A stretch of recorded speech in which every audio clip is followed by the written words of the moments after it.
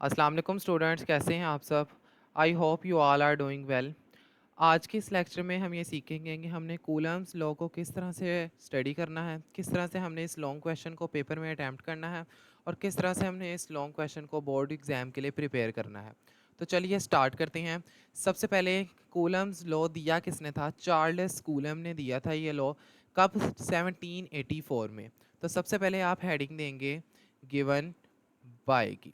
Given by किसने दिया था ये लॉ, हम इसमें एक्सप्लेन करेंगे। इसको बोल्ड करके अंडरलाइन, यानी आपने मार्कर से लिख के इसको अंडरलाइन कर लेना है। इसके बाद आपने यहाँ पे लिखना है चार्ल्स कूलम्ब इन 1784 ए dot D gave Coulomb's law. Coulomb का लॉ जो है वो चार्ल्स कूलम ने 1784 में दिया था।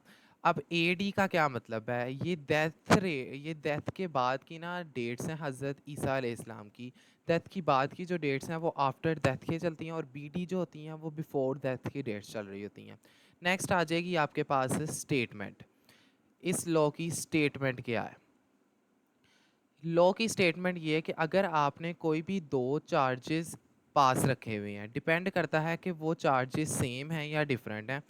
आपने अगर दोनों चार्जेस पास पास रखे हुए हैं तो वो चार्जेस एक दूसरे पे फोर्स लगाएंगे। वो फोर्स जो है वो डायरेक्टली प्रोपोर्शनल होगी उन दोनों चार्जेस के प्रोडक्ट के। यानी वो जो दो चार्जेस हैं ना, उनकी मैग्नीट्यूड का अगर आप प्रोडक्ट ले लें तो आपको उस फोर्स के डायरेक्टली प्रोपोर्शनल वो आएगी। इस तरह से कि जितना ज़्यादा बॉडी पे चार्ज होगा, यानी चार्ज जो है ना उन पे जितना ज़्यादा चार्ज होगा उतनी ज़्यादा फोर्सेस एक दूसरे पे लगाएंगे और इन्वर्सली प्रोपोर्शनल होगा उसके डिस्टेंस के। यानी अगर दो चार्जेस दूर दूर पड़े होंगे तो उनमें फोर्स ऑफ अट्रैक्शन या फोर्स ऑफ रिपल्शन भी कम होगी। तो आप यहाँ पे लिखेंगे the sorry the force of attraction और repulsion between two point charges is directly proportional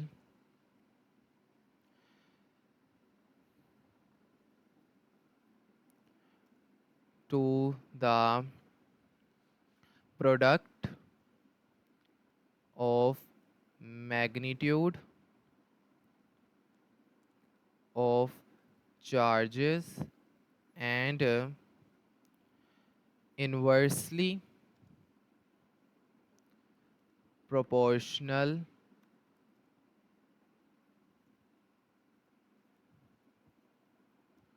to the square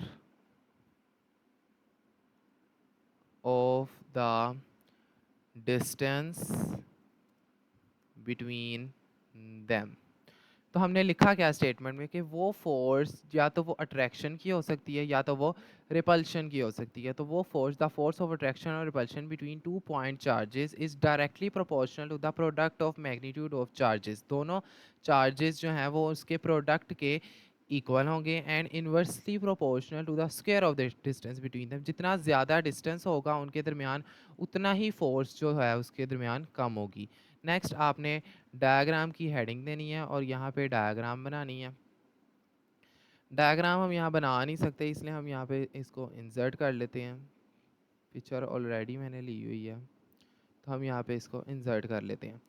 picture में है क्या आपके पास? पिक्चर में आपके पास दो चार्जेस हैं। एक है आपके पास Q1 चार्ज और एक है Q2 चार्ज। दोनों पॉजिटिव चार्जेस हैं तो एक दूसरे को रिपेल करेंगे। फर्स्ट चार्ज सेकंड चार्ज पे फोर्स लगाएगा, उस फोर्स को हम कहेंगे F12। वन टू का मतलब है कि फर्स्ट चार्ज सेकंड चार्ज पे फोर्स लगा रहा है और 2 1 का मतलब है सेकंड चार्ज फर्स्ट चार्ज पे फोर्स लगा रहा है। अब हमने ये लिखा तो हम इसको एक्सप्लेनेशन में भी यही डिफाइन करेंगे। तो हम यहाँ पे एक्सप्लेनेशन की हेडिंग दे लेते हैं। एक्सप्लेनेशन में हम ये लिखेंगे कंसीडर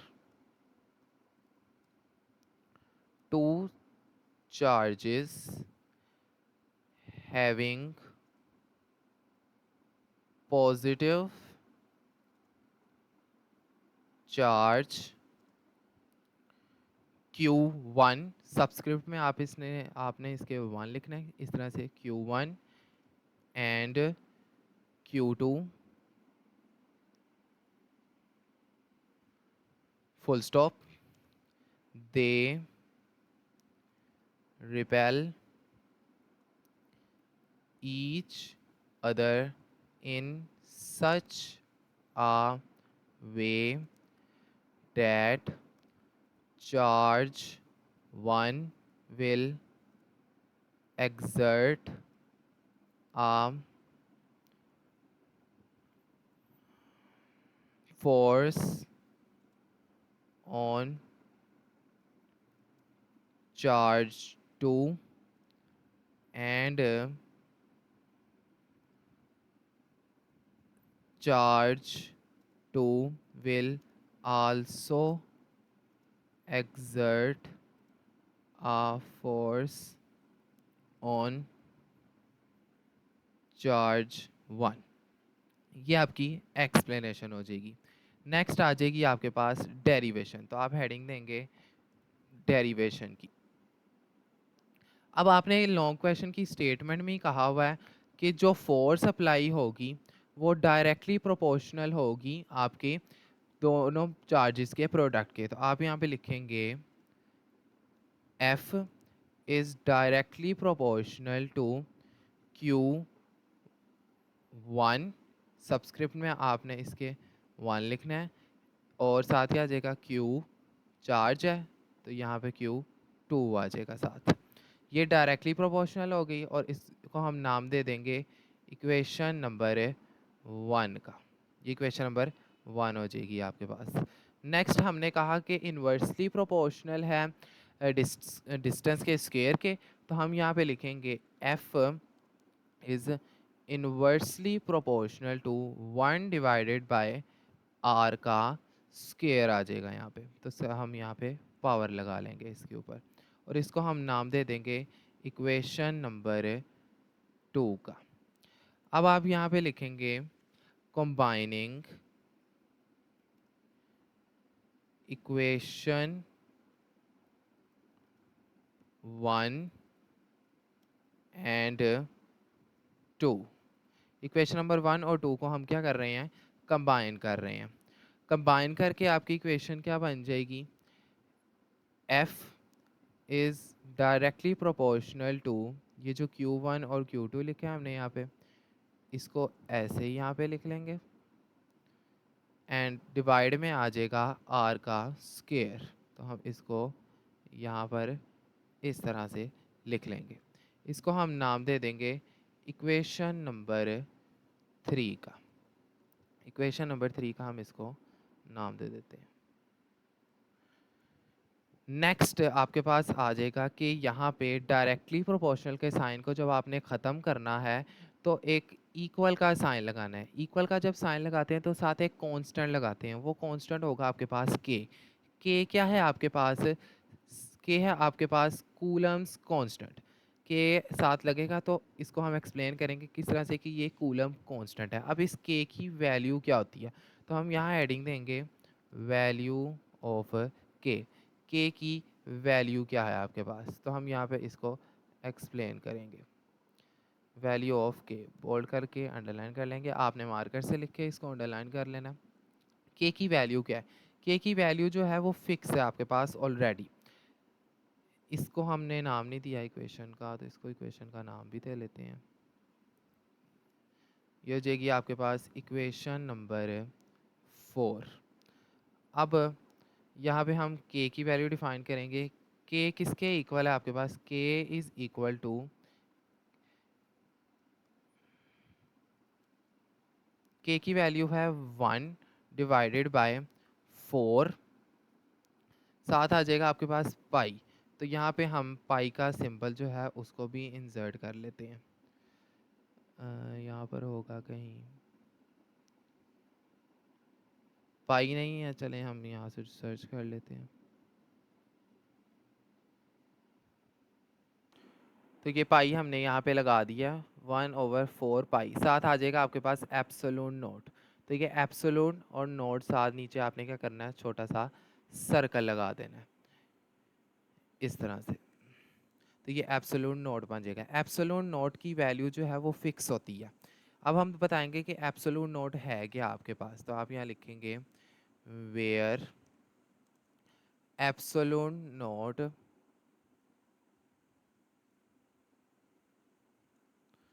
is permittivity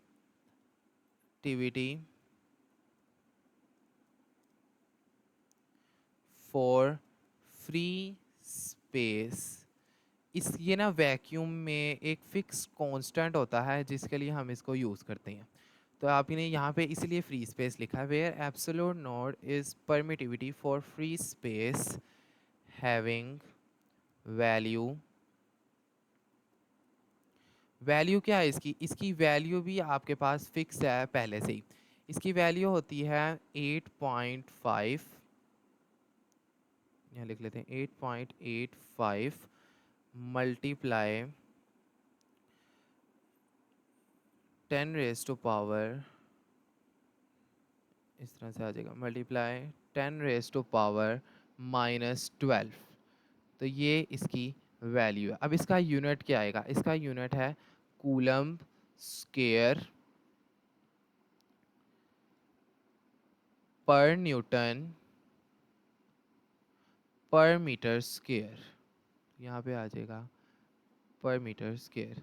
तो ये आपके पास कूलम कांस्टेंट की, सॉरी एब्सोल्यूट नोट की वैल्यू आ गई है। अब हम अगर इस एब्सोल्यूट नोट की जगह इसकी वैल्यू पुट करते हैं तो क्या होगा।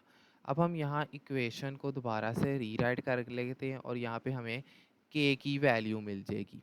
के की वैल्यू कैसे मिलेगी, इस एब्सोल्यूट नोट की जगह इसकी वैल्यू को हम क्या कर देंगे, पुट कर देंगे। तो यहाँ पे आ जाएगा आपके पास, इसकी जगह पे वैल्यू आ जाएगी और सिंपल हम इसको ब्रैकेट में लिख लेंगे सारे को। कैलकुलेटर पे अगर आप ये वैल्यू लिखेंगे तो आपके पास वैल्यू आ जाएगी, वैल्यू आएगी के की आपके पास, K is equal to 9 multiply 10 raise to power 9। Calculator पे जब आप ये वैल्यू लिखेंगे तो आपको ये मिल जाएगी। इसके साथ इसका यूनिट क्या आएगा, न्यूटन मीटर, साथ आ जाएगा स्क्वायर और साथ आ जाएगा इसके पर कूलम स्क्वायर। तो ये हो जाएगा सी के ऊपर -2 पावर आ जाएगी। तो ये आपके पास के की वैल्यू आ गई है। के है क्या, बेसिकली आपके पास के है आपके पास जो कूलम्स कांस्टेंट है ये, इसकी वैल्यू ये जो आई है ये वैक्यूम में फिक्स होती है। ये वैक्यूम में फिक्स वैल्यू आपने इसको बॉक्स में कर लेना है अपने मार्कर के साथ इस तरह से, ठीक है। अब हमने जो इक्वेशन बनाई थी, इक्वेशन नंबर 4, इसमें के की जगह के की वैल्यू को हमने पुट कर देना है। तो हम यहाँ पे इक्वेशन नंबर लिखेंगे, equation number 4 becomes, equation number 4 क्या बन जाएगी अब आपकी, अब आपने के की जगह के की वैल्यू को क्या कर देना है, पुट कर देना है। तो यहाँ पे हम इस तरह से पुट कर लेते हैं, f इज़ इक्वल टू, यहाँ से ही कॉपी कर लेते हैं, ऊपर से आपने रीराइट कर लेना है इसको अच्छे तरीके से। हम यहाँ पे कॉपी करके लिख लेते हैं। अब के में नीचे वैल्यूज़ हैं, ऊपर 1 है, तो हम सिंपल इसको इस तरह से लिख लेते हैं, आर के साथ आपकी वैल्यूज़ आ जाएंगी क्या, 4 पाई एब्सोल्यूट नोट। तो यहाँ पे इस तरह से आपको वैल्यू मिल जाएगी 4 पाई एब्सोल्यूट नोट की, ठीक है। Q1 Q2 divided by 4 pi absolute note और आर स्क्वायर इसके साथ क्या हो जाएगा, मल्टीप्लाई हो जाएगा। ये इस तरह से आपने इसको लिख लेना है। अब इसका नेक्स्ट एक प्रूफ है और उसके बाद जो है वो मीडियम के अंदर डिफ़ाइन किया हुआ है, उसको हम नेक्स्ट वीडियो में स्टडी करते हैं। टिल देन अल्लाह हाफिज़।